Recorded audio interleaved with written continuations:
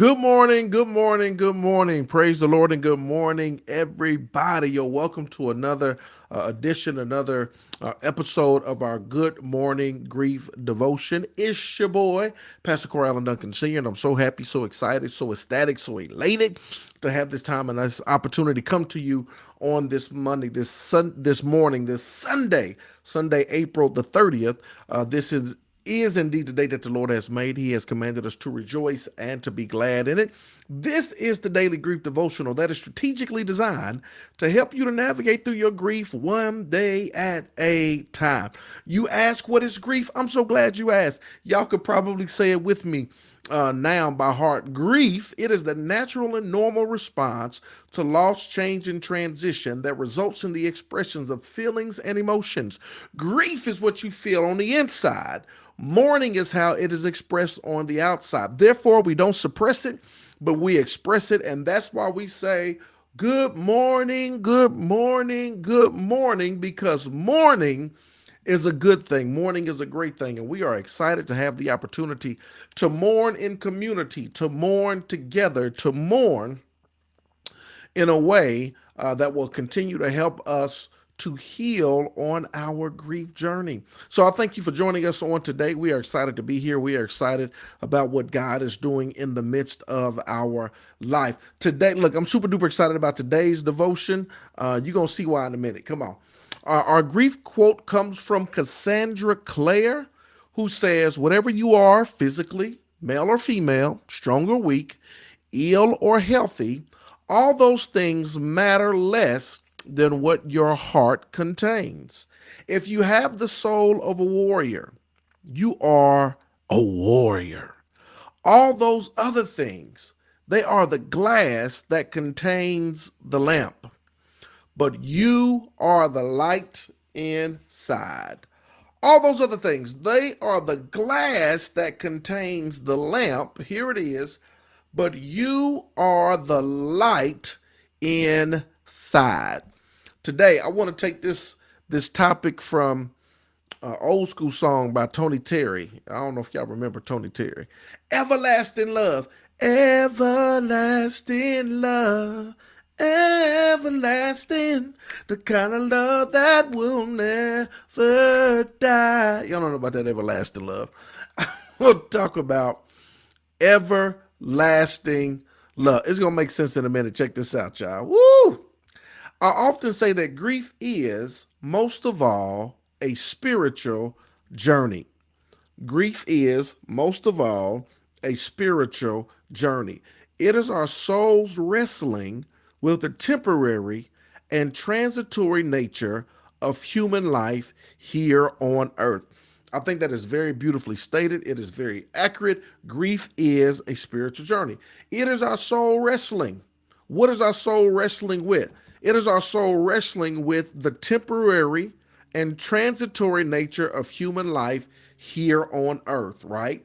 Because we come here, we don't know when, we don't know where, we don't know how. We're going to depart here, we're going to transition.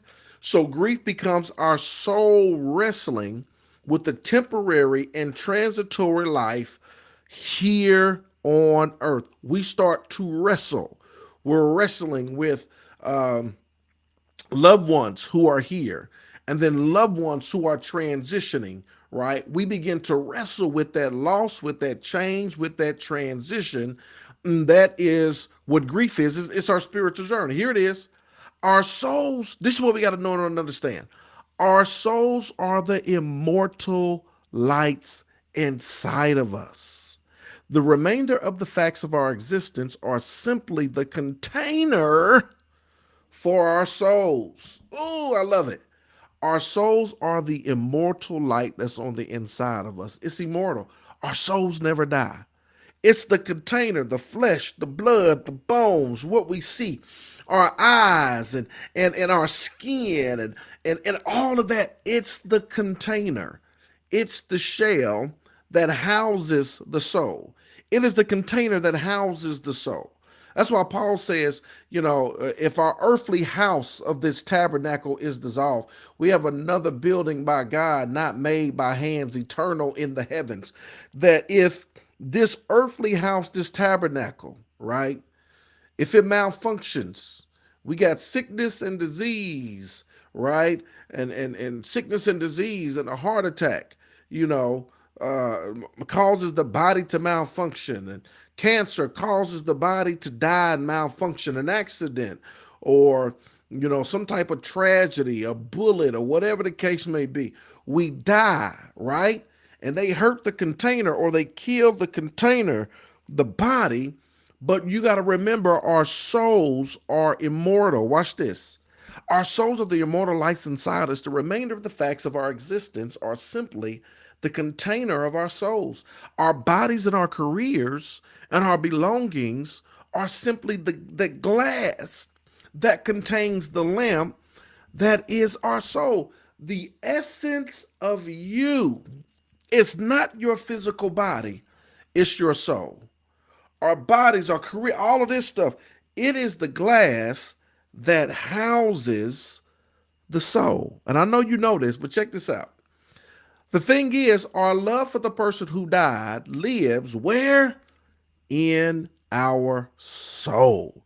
The love for the person who died, it lives in our. That's why I said it's an everlasting love. Everlasting love, everlasting. The kind of love that won't ever die. It's the kind of love that will never die. Why? Because it's an everlasting love. Ooh, I love it. Our love for the person who died, guess what, y'all? It lives in our soul. The death seems to threaten to extinguish the light of our souls.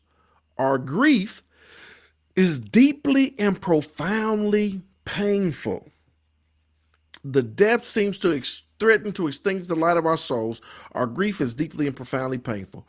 But what happens when we consider that our souls may be immortal, including the soul of the person who died, and that love does not end? That love does not end. We house it within our soul. It is an everlasting love that we'll forever have. Come on. The everlasting love that we'll ever have, the love that will never die, right? Because no matter what, even in death and loss and change and transition, even if the body malfunctions and dies, because the soul is immortal, the love that we have for the individual, it is indeed everlasting. Watch this. What happens when we consider that our souls may be immortal, including the soul of the person who died, and that love does not end? How do things change when we weigh the possibility that our human existence here on earth is only the temporary container, only the temporary container for our souls? Our human existence here on earth is only the temporary container for our souls, because our souls are immortal. They don't die. What happens is, here it is, we become boundless, timeless beings for whom loss is but the blink of an eye. And I know oftentimes, because we focus so much on the physical and they're here, they're not here. And when we really begin to understand that our souls don't die, check this out. When we really begin to understand how do things change when we weigh the possibility that our human existence here on earth is only the temporary container for our souls, we become boundless, timeless beings for whom loss is but the blink of an eye. That not only is loss the blink of an eye, but we begin to know and we begin to understand that this love that we have for the individuals that is transcendent. And that's why grief can be, this I said it before, that's why grief can be so painful, because it's love that we still wanted to give. That, like, what do I do? What do I do with this love that I wanted to give my grandchild? Right? I had so much love to give them, but since they have gone and transitioned, what do I do with this love?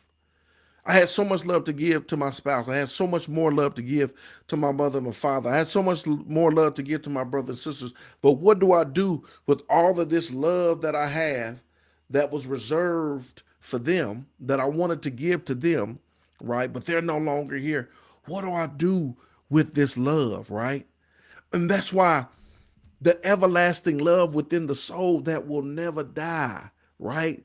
That not only will they always be with us in heart, but this love that you have is it's a love. And oftentimes, I know like when my pops died, I had so much love to give. I didn't want to sit around on Father's Day and cry my eyes out and just keep this love, this reserve of love that I have just bubbling up on the inside of me, right?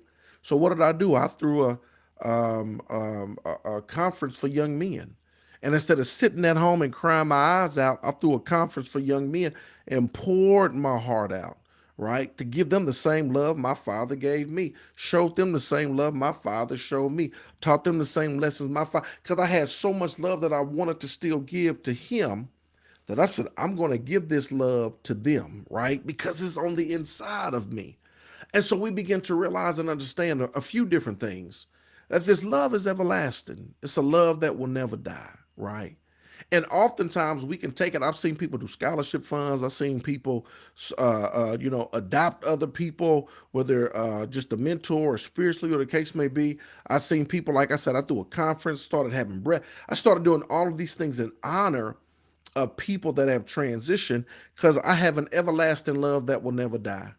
And in honor of them, I take this love and I give it away. I do something meaningful and purpose with it because, yes, one day I will be rejoined with them and I will have the opportunity to love them in an everlasting fashion. But while I'm here and while I'm awaiting for that time, no time soon, I ain't in no rush. I ain't in no rush. But while I'm awaiting that time, right, I give this love away. But also giving away with having the understanding. What happens is we become boundless, timeless, being from whom loss is but the blink of an eye. Understanding, y'all, that loss is the blink of an eye. Look at the final thought. My soul is the light inside of me. Understanding the nature of this container. My soul is the light inside of me, and my soul knows the truth. I will listen to it. Y'all, it's an everlasting love that we have on the inside of us. And I'm so glad about it. Look, day 120, I'm so glad y'all tuned in and listened. Just a reminder, today is Selah Sunday. Today is Selah Sunday. We're not coming to the house of God, but we pause for the cause. We pause and reflect.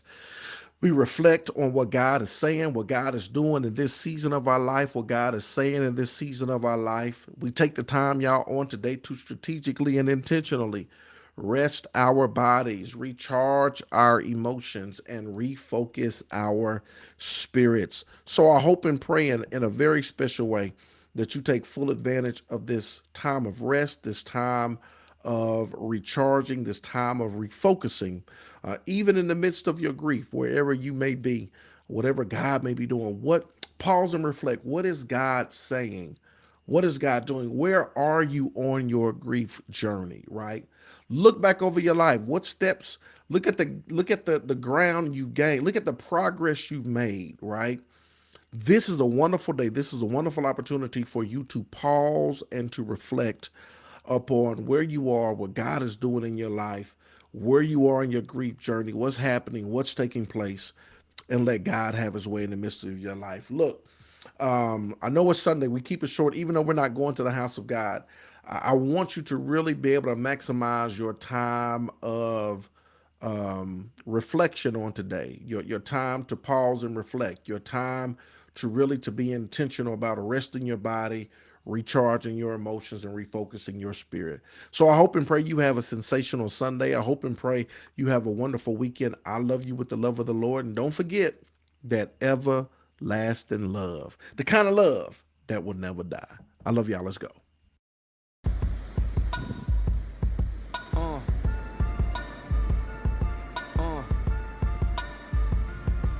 Good morning.